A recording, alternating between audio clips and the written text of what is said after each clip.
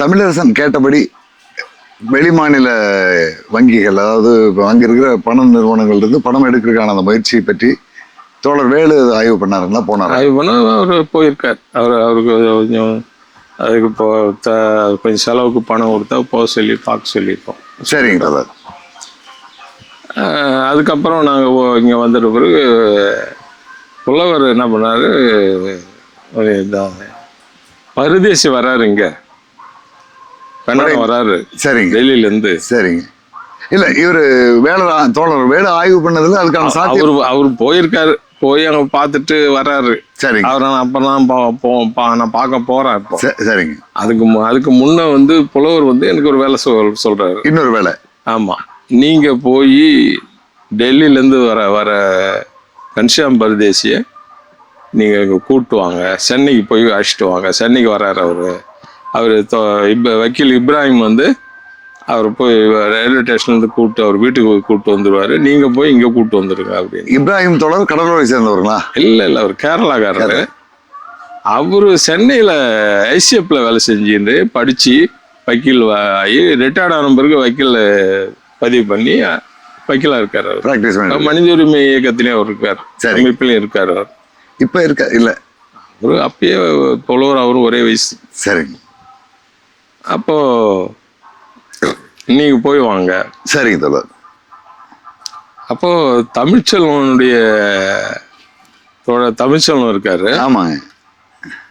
தமிழ்ச்செல்வனுடைய குழந்தை இருக்கு, பையன் இருக்கான், சின்ன பையன். சரிங்க தோழர். அவங்க ரொம்ப நலிந்து இருக்காங்க. அப்போ அவர் வேலைக்கெல்லாம் போகல. சரி தோழர்.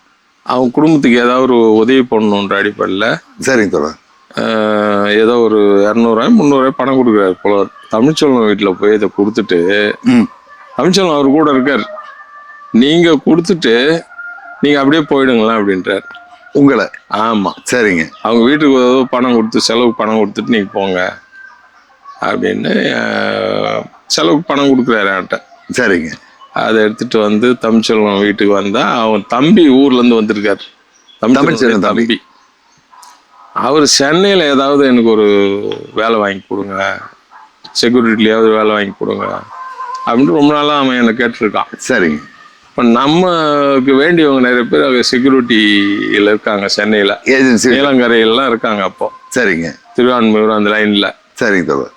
சரி, அங்கே எப்படியோ உன்னை கொண்டு போய் அங்கே விட்டு வரேன்டா, ஆனால் எனக்கு நிறைய வேலை இருக்குதுடான்னு சொல்லி அவனை கூப்பிட்டு வரேன். நான் அவரையும் கையோட கூப்பிட்டு வரேன். நேராக எங்கே வரேன்னா திருப்பத்தூர் போகிறேன். கூப்பிட்டு விட்டு வேலுவை பார்க்க போறீங்க? வேலுவை பார்க்க போகிறேன். சரிங்க. ஏன்னா அவரை அனுப்பிச்சோமே, அவர் என்ன ஆனாரு, ஆந்திரா கர்நாடகா பகுதி, அதை தெரிஞ்சுக்கணும்ல. அவர் தமிழரசன் வந்து கேட்பாரு இந்த அடிப்படையில். அதுக்காக நான் போகிறேன், கூப்பிட்டுட்டு போகிறேன். இவனை கூப்பிட்டுட்டே போயிட்டு வேலு இருக்காரு, வந்துட்டு இருக்காரு. சரிங்க. பார்த்தேன் அதோட நாங்கள் இருக்குது, சில வாய்ப்பெல்லாம் இருக்குது, அதை நம்ம இன்னொரு 1-2 தடவை பார்த்துட்டா அப்புறம் நம்ம முடிவு பண்ணிக்கலான்னாரு.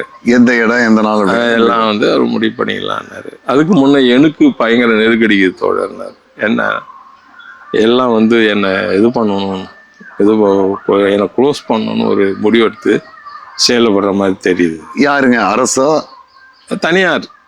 அங்கே இருக்கிற டாக்டர் ஒருத்தன் யோகானந்தன் ஒரு டாக்டர் வந்து இருந்தான். அப்போ அவன் வந்து நிறைய பாலியல் தொல்லை கொடுத்துருக்கான் ஜனங்களுக்கு. அங்கே பிரைவேட் டாக்டர் கிளினிக் வச்சுக்கலாம். ஆமாம்.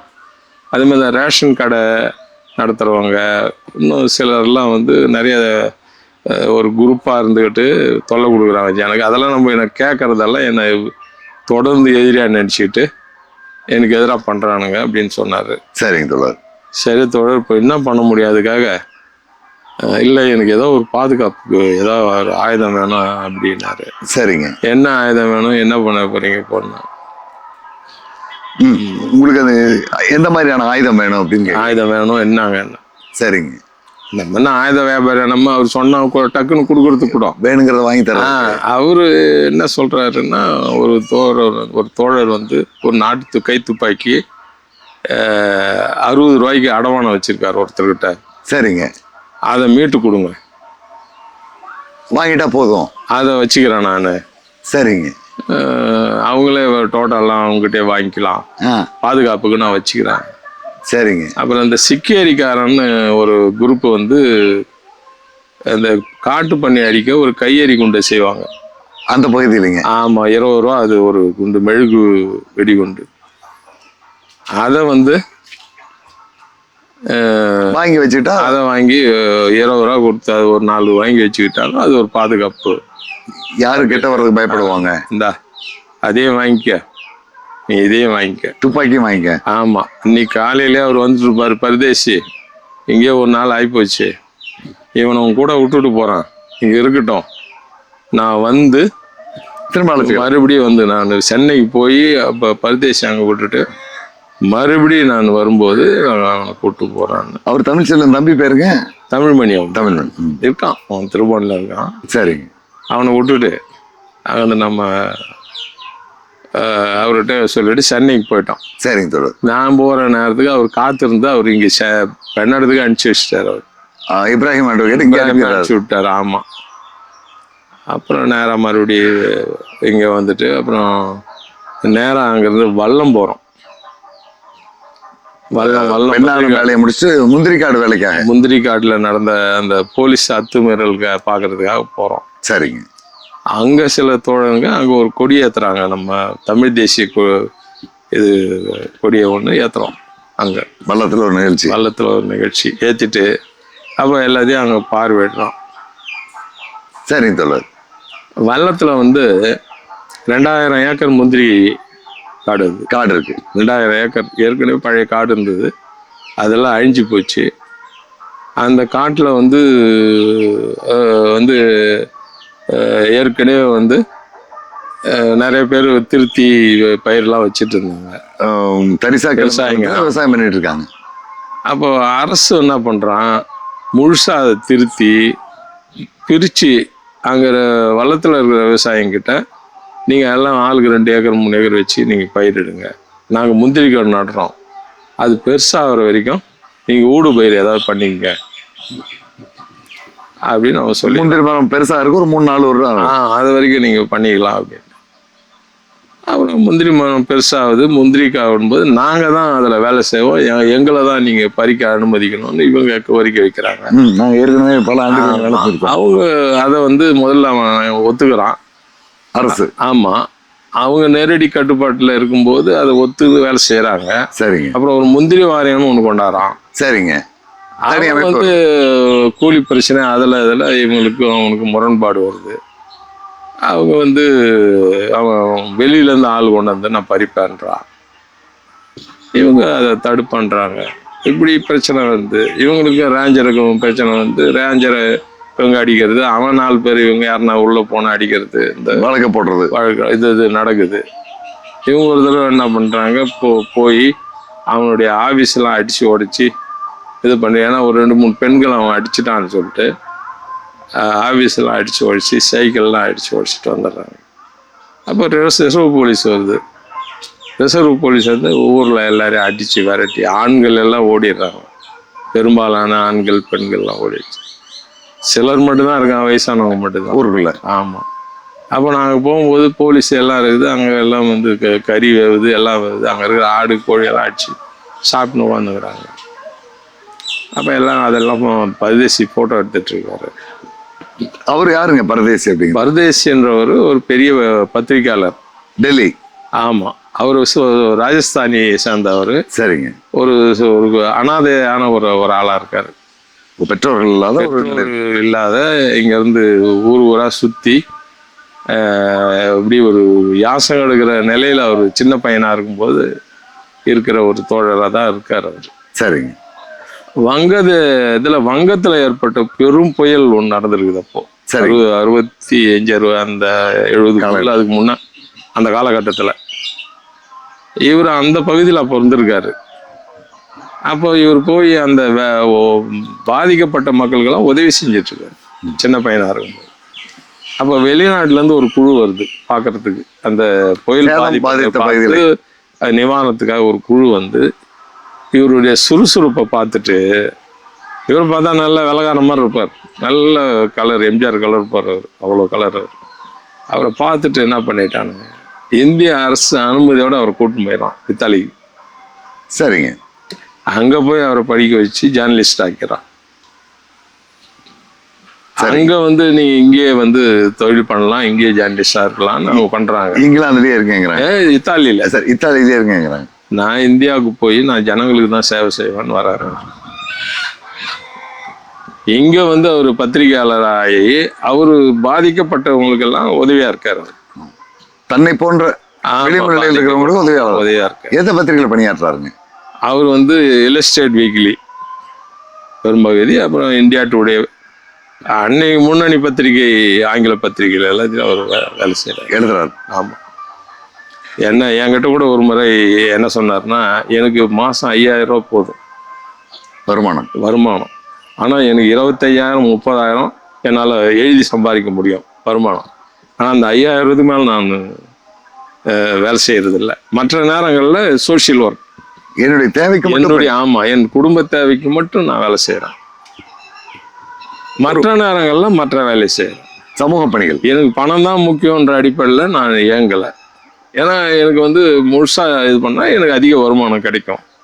எனக்கு அந்த அளவுக்கு அந்த இது உண்டு. என்னுடைய கட்டுரைகள் மற்ற இதுக்கு வந்து ஒரு பெரிய வரவேற்பு இருக்கு அப்படின்னு அவர் ஒரு தடவை என்ன சொன்னார். அப்படித்தான் வாழ்ந்துருக்கார். ஆமா. அதான் இந்த இப்போ துப்பாக்கி பயிற்சி எடுக்கிற இராணுவத்தினர் துப்பாக்கி பயிற்சி எடுக்கிற இடத்துல அது வந்து ஒரு பெரிய பிரைவேட் ஏரியா, யாரும் யாரும் பாதுகாக்கப்பட்ட ஒரு பகுதி. இங்க சென்னையில் கூட இருக்கு, அடிக்கடி குண்டு எல்லாம் இந்த தாம்பரம் பகுதியில எல்லாம் இருக்குது, அரக்கோணம் பகுதியிலும் அங்கேயே இருக்கு. அது மாதிரி நிறைய இருக்கு இந்தியாவில். அங்க வந்து சுடும் பொழுது அந்த ஈயரவைக்காக பசங்க வந்து மறைஞ்சிருந்து ஓடியாந்து பொறுக்கிறது. பயிற்சி நடந்து முடிஞ்சதுக்கு பிறகு அதுக்கு போட்டி நிறைய பசங்க வந்துட்டான்னு ஓடனா, ஒருத்தர் 2 சூடு துப்பாக்கி சூடு நடந்த பிறகு கூட ஓடி எடுத்துன்னு வந்துடலான்னு ஓடும். அந்த நேரத்துல சுட்டா செத்து போடுற அப்படி நடந்திருக்கு. அந்த மாதிரி நிறைய பேர் செத்துருக்காங்க பசங்க. அதுக்கெல்லாம் வழக்கு கிடையாது. இந்திய அரசாங்கம் வந்து வழக்கு போட முடியாது. இந்திய அரசு முடியாது. ஏன்னா தடை சீட்ட பகுதியில நீயா வந்தன்னு தான் அவன் கேட்பான், கேள்வி வரும். ஆமா, ரயில்வேல எப்படியோ அது மாதிரி அதை விட கடுமையான சட்டம் அவங்க பாதுகாப்புத்துறை சட்டம். ஆமா. அது நிறைய பேர் அது முயற்சி எடுத்து ஒன்றும் பண்ண முடியாது. இவர் கையில எடுத்து சுப்ரீம் கோர்ட்ல வழக்கு போட்டு ஒவ்வொரு குழந்தைக்கும் 80,000 ரூபாய் வசூல் பண்ணி கொடுத்து நஷ்டீடு அந்த கட்டத்திலேயே வாங்கி கொடுத்துருக்காரு. எல்லா இடத்துலையும் ஆய்வு பண்ணி அங்கே இவரே போய் அந்த துப்பாக்கி சூட்டு இடத்துல யாரெல்லாம் செத்துருக்காங்க, எப்போ செத்தாங்கன்றதெல்லாம் பதிவெல்லாம் வாங்கி வழக்கு போட்டு பண்ணியிருக்காரு. அந்த அளவுக்கு சமூக செயல்பாடு. ஆமா. இங்க வெள்ளத்தில் நடந்த நிகழ்வுகளை புகைப்படமா எடுக்கிறார். ஆமா. அதுக்கு முன்ன அவர் வந்து புலவர் சிறையில் இருக்கும்போது புலவரை வந்து சந்திக்க வர்றாரு. சரிங்க. அதன் மூலமாகத்தான் இங்க அவருடைய முயற்சியில் தான் புலவர் வெளியே வந்தது. என்ன பரதேசி தான் அந்த முயற்சி எடுத்தது. சரிங்க. பரதேசி வந்து புலவரை வந்து சிறையில் வந்து சந்திக்கிறார். சில ஒரு 12 வருஷமா சிறையில் இருக்காரு புலவர்னு கேள்விப்பட்டு வர்றாரு. சரிங்க. அவரும் அவர் மனைவி தீபிகா, அவங்க அஸ்ஸாமி, இவர் ராஜஸ்தானி. சரிங்க. 2 பேரும் காதல் திருமணம் தான் பண்ணிக்கிட்டாங்க. 2 பேரும் வராங்க. அப்ப இவங்க வந்து போலீஸ்கிட்ட அனுமதி கேட்கறாங்க, ஜெயிலர்கிட்ட. அவன் அதெல்லாம் முடியாதுன்றான், கொடுக்க முடியாது. ரத்த சம்பந்தமான உறவு தான் பார்க்க முடியும், பார்க்க முடியாது, பத்திரிகையாளர்லாம் அனுமதி இல்லைன்றான். அப்போ இவங்க எதற்கே இப்போ கைதிகளை அடிக்கிறது, காதை உடைக்கிறது, கேட்டை அடிக்கிறது, எல்லாம் பயமுறுத்துற இதெல்லாம் பண்ணதா அவங்க மனைவி சொன்னாங்க என்கிட்ட. எங்களுக்கு வந்து ஆமா, நான் போய் இப்படி ஒண்டிக்கிட்டு உட்காந்துட்டேன் அப்படி ஒரு மூலையில. அவ்வளோ பயமுறுத்தினான் போலீஸ், சிறையில். என்ன அடிச்சா அவனு பாரு, அவர் அடிச்சா என்ன ஆகுதுன்னு சொல்லிட்டு நான் வாடாங்கன்னு சொல்லிட்டு கூப்பிட்டு வந்துட்டேன். அப்புறம் வந்து நாங்கள் சுப்ரீம் கோர்ட்ல ஒரு ஆர்டர் வாங்கிக்கிட்டு, இவர் டெல்லி சேர்ந்தவர், அங்கே சுப்ரீம் கோர்ட்ல ஆர்டர் வாங்கிட்டு கையில் வரும்போது அதையும் சொல்றாங்க, நாங்கள் ஆர்டர் வாங்கிட்டு வந்தோம், எல்லா கேட்டும் திறகுது, எல்லாம் சலிட்டு அடிக்கிறான், எங்களுக்கு கூல்ட்ரிங்க்ஸ் வாங்கி வராங்க, டீ காஃபி ஒன்று பண்றான், பிஸ்கட் வருது, பயங்கரமான மரியாதை எங்களுக்கு. எப்படியெல்லாம் எங்களை பண்ண அதே போலீஸ், அதே இடம் அங்கே எங்களுக்கு அந்த பெரிய மாற்றம் ஏற்படுது. புலவரை வந்து அங்கே சந்திச்சு அவர் புலவரை பேட்டி எடுத்து அவர் ஒரு கட்டுரை எழுதுறாரு இல்லஸ்ட்ரேட் வீக்கில், சிறையில் ஒரு சிங்கம், புலவர் கலிய பெருமாளை பற்றி. அதையே வழக்க போடுறாரு. அந்த கட்டுரையில் இருந்த செய்தியின் அடிப்படையில் வழக்கு போடுறாரு. எங்கீங்க? டெல்லி சுப்ரீம் கோர்ட்லேயே வழக்கு. அந்த வழக்கு வந்து பகவதி தலைமையிலான ஒரு அமர்வுல சென் என்ற ஒரு நீதிபதி தான் அதை விசாரிச்சு தீர்ப்பு வழங்குறார். பகவதி நீதிபதி அவர் தலைமையிலான ஒரு அமர்வுல சென் என்ற நீதிபதியினுடைய அமர்வு, அவங்க தான் வந்து அவர் தான் நீதிபதி இது பண்றார். புலவர் கலிய பெருமாள் வந்து தேச துரோகின்னு அரசாங்கம் சொல்லுது. நக்சலைட்டு. அவர் வந்து தேச துரோகி இல்லை, அவர் ஒரு தேசபக்தர். அவர் விவசாய புரட்சிக்காக பாடுபட்டவர், மக்களுக்கான போராட்டம். அவர் வந்து நீங்க வந்து நடத்துனது வந்து தவறு, அவரை வந்து காலை வரையற்ற பரோல்ல விடுதலை செய்யணும். வழக்கு முடியறதை எப்போ முடியட்டும், இப்ப கால வரையற்ற வழக்கு இது பண்ணிடுறேன்னு அவங்க பண்ணாங்க. சரிங்க. சுப்ரீம் கோர்ட் உத்தரவு. சுப்ரீம் கோர்ட் உத்தரவுல கொடுத்துட்டாங்க. சரிங்க. அப்பதான் வந்து எம்ஜிஆர் கவர்மெண்ட் வந்து ஒரு இது பண்றாங்க, ஆட்சேபனை பண்றாங்க 83ல. அவருக்கு அந்த மாதிரி பரோல் கொடுத்தா எல்லாரும் கேட்பாங்க. ஆனா நீங்க கால வரம்பு நிர்ணயிக்கணும் போதுதான் ஒவ்வொரு வருஷம் இது பண்றாங்க. ஆண்டு நீங்க எக்ஸ்டெண்ட் பண்ணிக்கிற மாதிரி ஒரு ஆண்டு பரோல். அது அவர் மரணம் அடையிற வரைக்கும் அதுபடிதான் இருந்தது. ஒரு ஆண்டு பரோல் அதை நீடிச்சுட்டு இருந்தாங்க கோர்ட்டு, சுப்ரீம் கோர்ட். ஆமா, தொடர்ந்து அதை நீடிச்சுட்டு இருந்தாங்க. அந்த அடிப்படையில் விடுதலை. இந்த இதே எம்ஜிஆர் வந்து 87ல பெண்ணாடத்துல போய் ஓட்டு கேட்கும்போது, நாங்க ஆட்சிக்கு வந்தா புலவர் கலிய பெருமாளை விடுதலைக்கு நாங்க குரல் கொடுப்போம், எங்க அரசாங்கம் முயற்சி பண்ணணும்னு சொன்னவர் தான், ஓட்டு கேட்டவர் தான். இவர் முதலமைச்சரா இல்ல 77ல இவர் ஓட்டு கேட்ட முத போய் முதலமைச்சர் முன்னா அங்க ஓட்டு கேட்கும் போது இவர் அந்த வாக்குறுதியை கொடுத்தா ஓட்டு கேட்டார் மக்கள்கிட்ட. ஆனா 83 வரைக்கும் வெளியே விடல, அந்த முயற்சியை அவர் எடுக்கல. இது ஆட்சேபனை பண்றாரு, அவர் வெளியே வர்றதே ஒரு ஆட்சேபனை பண்றாரு, கால வரப்பெற்ற இது பண்ணக்கூடாதுன்றாரு அவர். இப்படித்தான் இருக்கு அரசு. அந்த விடுதலை அவர் பண்ணதனுடைய அந்த கோஷம் தான் நக்சல்பாரி, இந்தியா முழுக்க நக்சல்பாரிகள் தேசபக்தர்னு எழுதுனது. இந்த நீதிமன்ற உத்தரவு அடிப்படையில் புலவருடைய வழக்குல தான். அதையெல்லாம் சாதிச்சவர் பரதேசி தான். அதே மாதிரி நாகபூஷன் பட்நாயக் பீகார், அவர் பெரிய தோழர், புலவர் மாதிரி அங்கே பெரிய நக்சல்பாரி முக்கிய அவர் சாருமேந்தர் காலத்து தோழர் அவர். சரிங்க. அவரு சிறையில இது மாதிரி இருந்தவரை இவர் தான் விடுதலை பண்றார். கட்டுரை கனுசன்யால் சாருடைய கால அவரையும் அவங்க இவர் தான் வெளியே கொண்டு வர்றார். கன்ஷாம் பர்தேசி தான். ஒரு கலிய பெருமாள் மாதிரி பலரை வெளியே கொண்டு வந்திருக்கார்.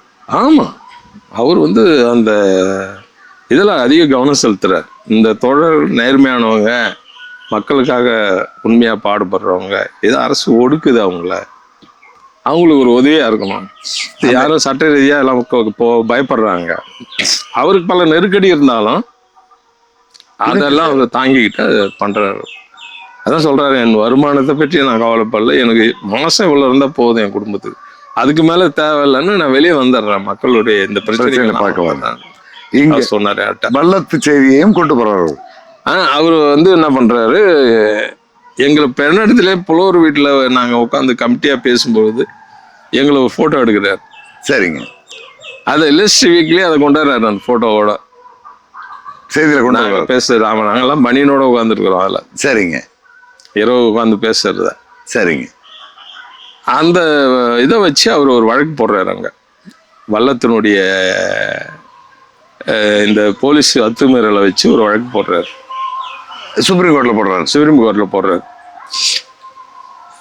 அந்த வழக்கு வந்து இவர் தாக்கல் பண்ணிடுறாரு. இவரை வந்து நாங்கள் வல்லம் போயிட்டு நாங்கள் மறுபடியும் பெண்ணாடம் வரோம்.